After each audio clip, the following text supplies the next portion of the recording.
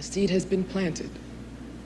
And all that you gave to us on behalf of your undying love for our Father, who is absent, though present spiritually, you have won. Don't work too hard. You don't have to stay so busy. We are here with all arguments, with all that fuss, loving you always. Forever yours, your children.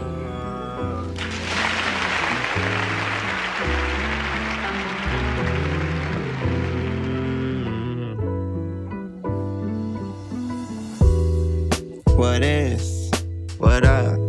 Let me break it down for ya.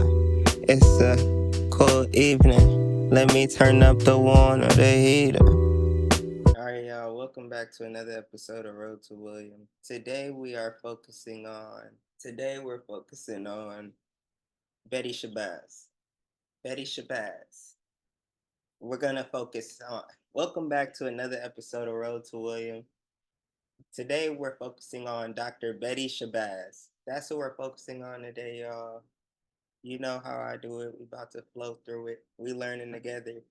But I picked out a few videos that I thought would do her a little bit of justice of who she is and what she represented, who she represented. She was more than Malcolm X's wife.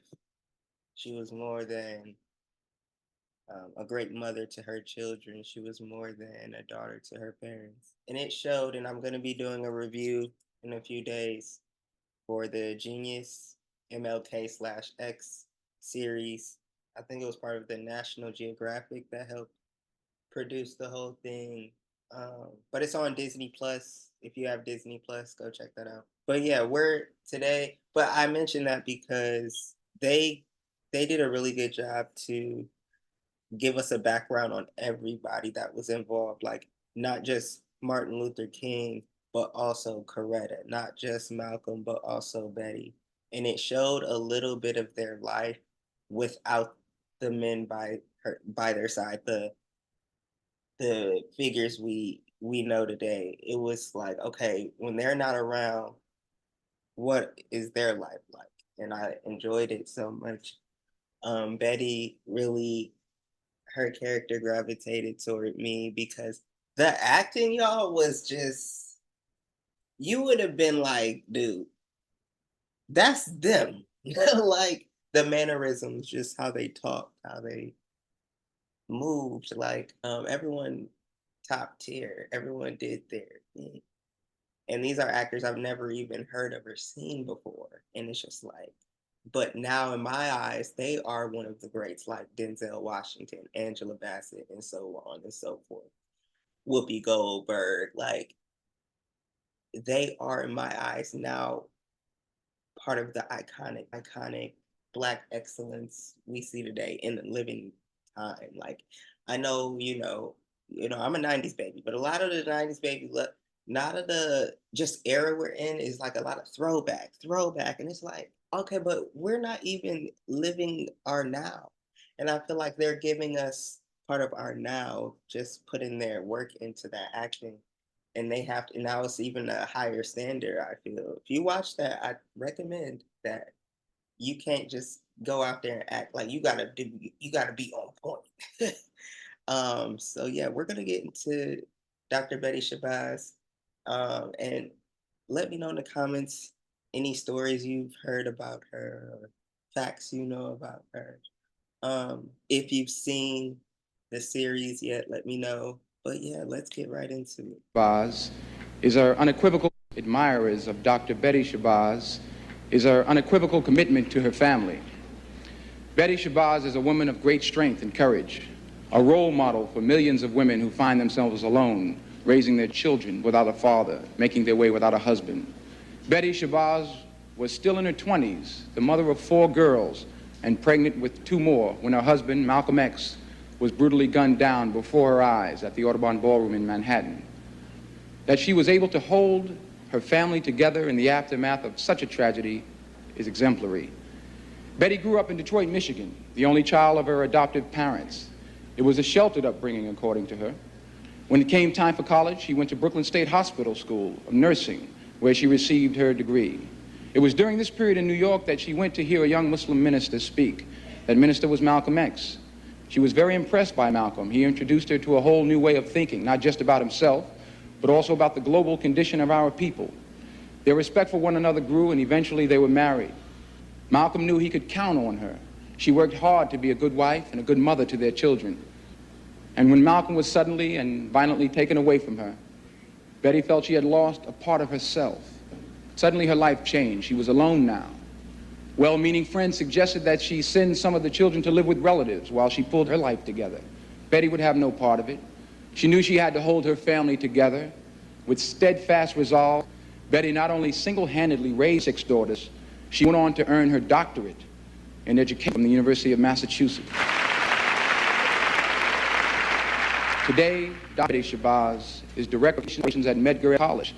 Betty Shabazz is a portrait of courage, an inspiration to single mothers, and the greatest evidence of her strength and determination is found in the character of children. They've joined us tonight, Betty. They're here to tell you how special they think you are. Please welcome Atila, Kabila, Yasa, and Malik Shabazz.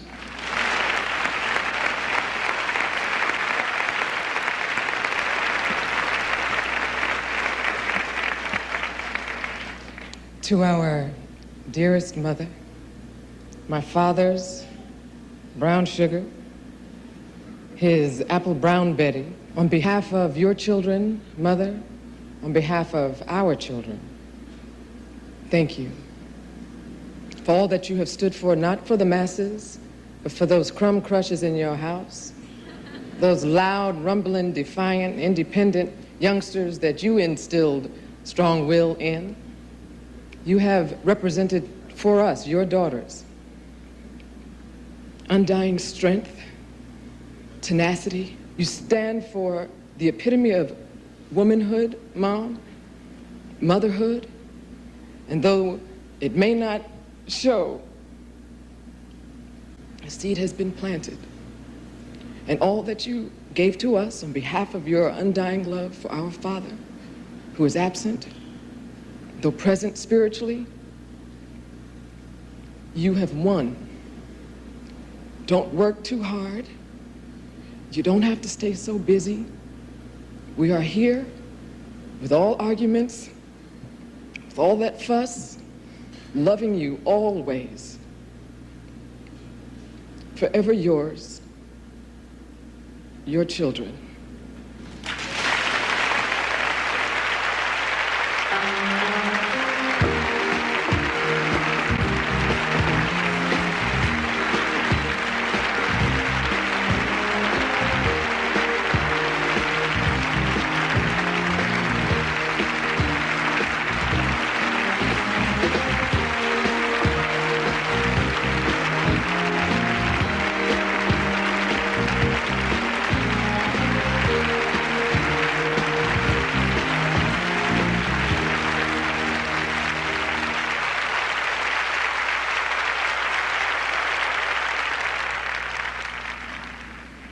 I frankly don't know what to say.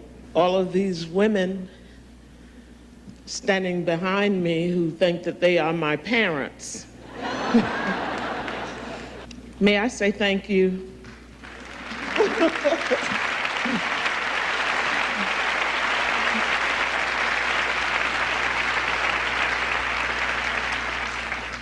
And I can think of a day when I was faced with the responsibility for raising my family, and my parents who loved me and who always wanted me to be at home with them did not prepare me to take care of myself, let alone 6 little girls. It was good people who reached out to me and who said, lean on me. And in their humanity, that reached out to me and my girls, and I thank you very much.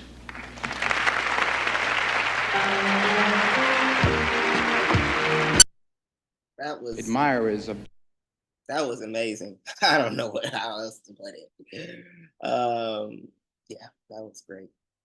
That was great. What should young people know about Malcolm? I think one of the most important things in view of contemporary society that they should know about his internal strength and discipline, and understand that a lot of people can climb the mountains and deal with people on a very affluent level, but don't understand what is happening in the valleys.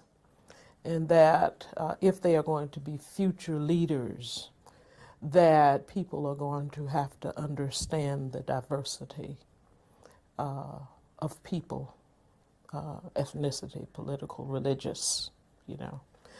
And if you really look at our society today, you find the Baptists preaching to the Baptists, and the Methodists preaching to the Methodists, and the Buddhists to the Buddhists, and the Muslims to the Muslims. I think religion will have to cross those various lines and deal with people on an ecumenical basis or level. And I think that people will have to put humanity above the power of politics. We need to understand the struggles, the whole situation of struggle, as I said before, the challenges and the resources that face people, not just in America, not just next door, but all over the world, have people in such conflict for power that they will level a country, neighborhoods, civilians, regardless, women and children and old men and old women, for that power, that we are going to have to come together as people and understand that whole humanitarian dilemma, and understand where and the importance of power, you know. So that I think Malcolm had conquered all of that and was moving towards those extreme ends that have our country and the world, as a matter of fact, so divided today, that I think it would be important for young people to understand all of that and know that the answers are here on earth. The answers are within our grips. But if we don't have the internal fortitude or internal strength or integrity, a loyalty to ourselves and other human beings, that we might go to sleep and not wake up as a world people.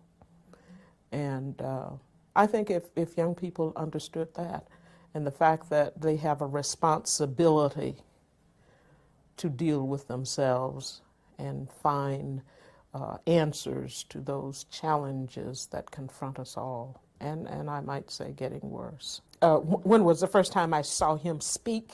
Okay, because that was a newspaper. He started a newspaper. Well, the first time I saw him speak, I was a student, and had gone to the mosque with a friend. Well, I thought that what he had to say was important and had a lot of validity.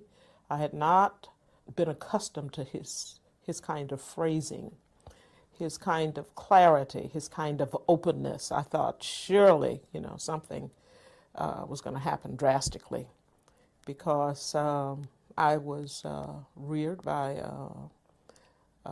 my folks were Methodists, and we lived a very limited kind of lifestyle. And it was church and school and work and committee meetings and that sort of thing. And I could appreciate and follow his talking about the world, you know, various places on earth, but his openness and his inclusion of the African diaspora as part of all of this was a bit new to me. enlightening, enjoyable, like, hey, I am in this picture after all. Shout out to SF Johnson Family Services for this video. Dope video. Go subscribe to them. That shit was fire. Subscribe. If you haven't already, go subscribe. All right, so this is the interview after the assassination of Malcolm X. So this is after that. We're going to see what she had to say there. Mrs. Malcolm X, first I want to thank you for talking with us under these trying circumstances, and your husband did not die in vain in this cause and struggle. During the course of his lifetime and his career, did he ever discuss with you the aims of this new organization he founded last year, the Organization for Afro-American Unity? Well, yes. In particular, one of the aims was internationalizing the problem of the Afro-American in this country. He felt that as long as in a few states we were begging for cups of coffee or things of this sort, that we would not receive rights all over. Just as the white man is able to go all over the face of the earth and receive the same dignity and respect in one country as he does in the other. The Afro-American or the African, wherever he goes, receive indignation and disrespect. And he felt by internationalizing the problem, by helping the Africans, and in turn the African helping us to get our rights, that a black man, an Afro-American or an African, could go all over the face of the earth and receive the same dignity, the same respect as any white man. And I think that this was one of the aims, and it was a very good aim.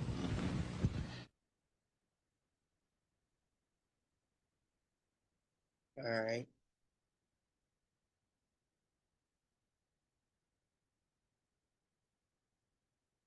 Yeah, we're gonna do a whole separate one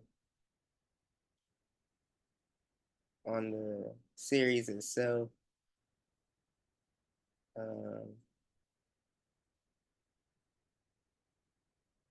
Let's see. Meth, and other drugs. It could be in your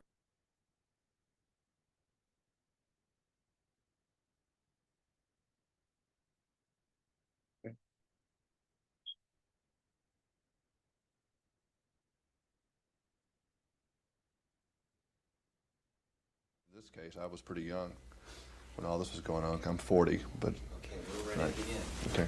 3, 2, 1. I've read a lot about this, and I have a lot of questions. I'm from the South, so we heard a whole different view of what this story was all about than what was going on, I'm sure, up here in the North. I watched the movie, and I've told Denzel, I told Spike this. I was told, I guess as a white Southerner,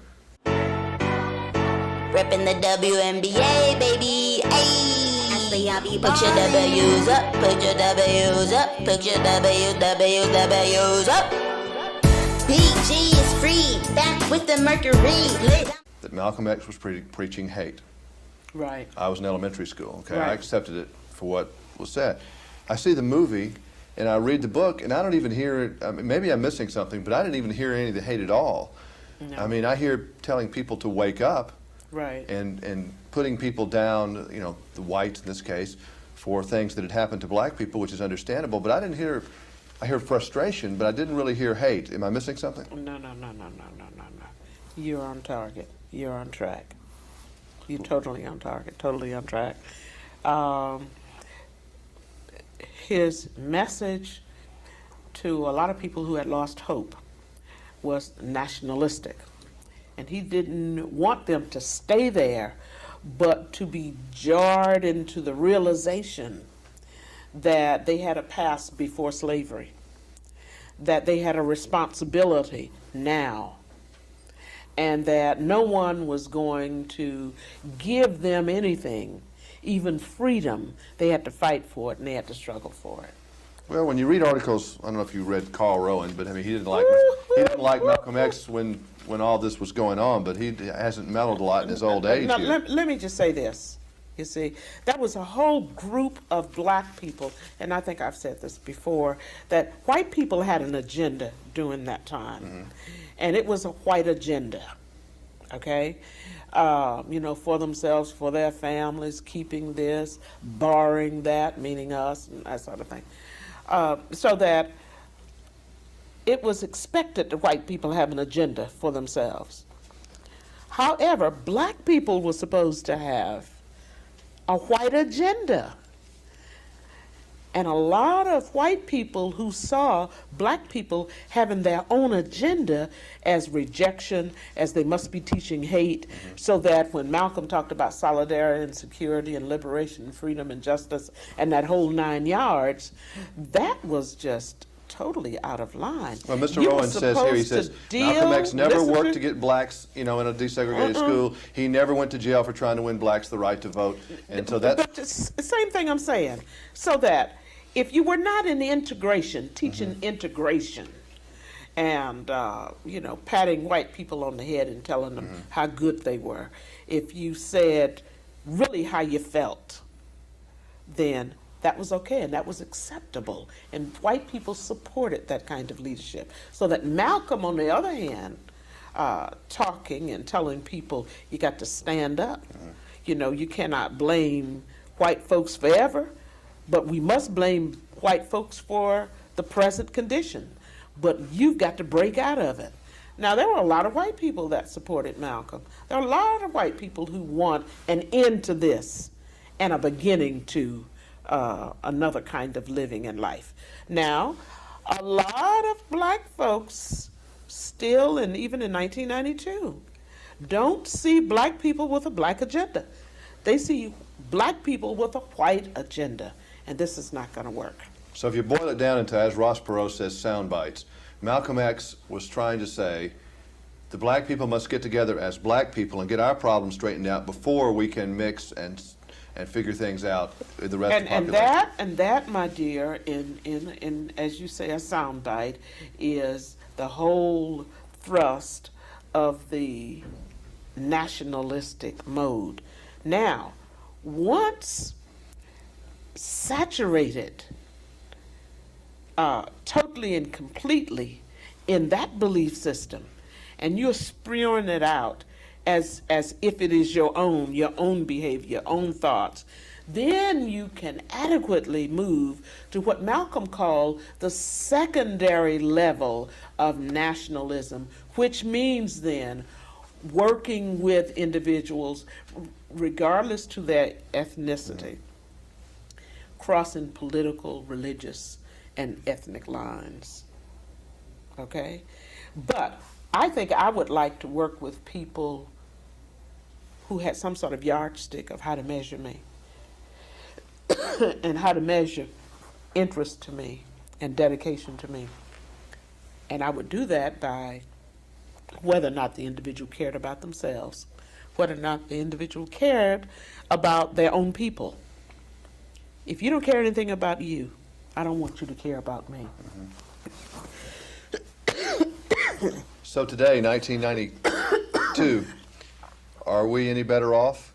I mean, as a population, as a whole, do you feel better about things? I mean, has there been improvement for the races? Well, at least we can talk about it. Yeah, we're not killing each other as much. We can talk about it. Okay. There are thousands, maybe millions of young people today wearing X caps, shirts, and that kind of thing, and they're going to see the movie. What do you want them to get out of this? That they have to be responsible for their own lives, that interstitially they need to be strengthened, and that if they need to walk spiritually holding Malcolm's hand, they can do that he's there for them. If they want to wear some memorabilia of Malcolm and feel strengthened through the vibrations of that they can do that.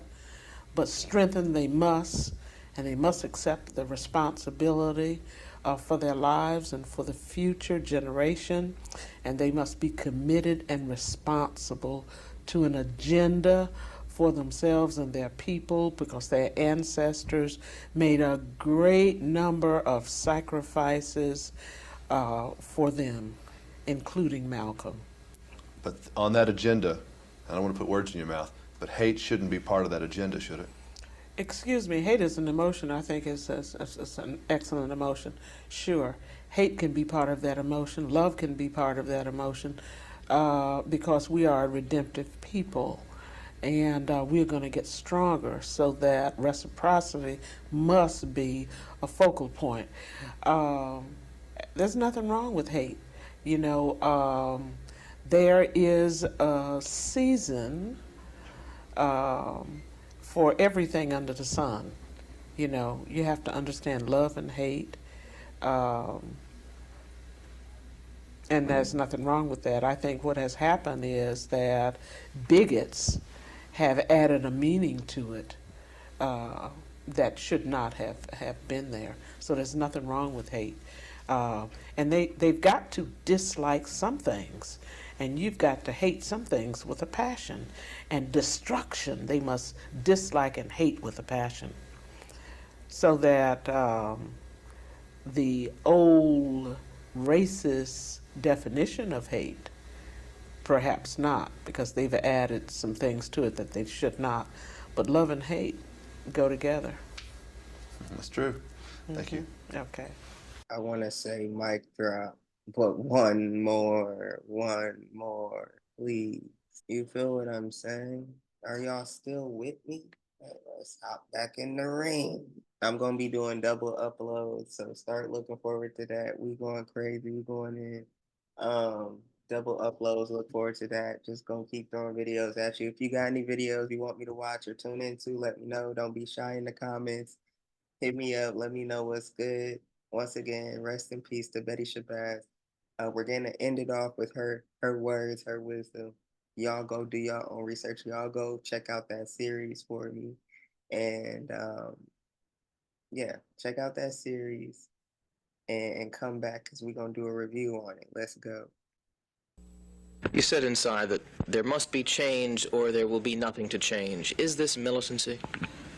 Well, classified whatever way you will. You know, that's, whether I agree with it or not, that's logic. Why must there be militancy? Why must there be confusion and destruction and oppression and slavery of one people, you know, over the other? Why must this be? Answer that, and I guess you'll have your answer to why it must be. Once again, thank you for watching. Drop some love in the comments.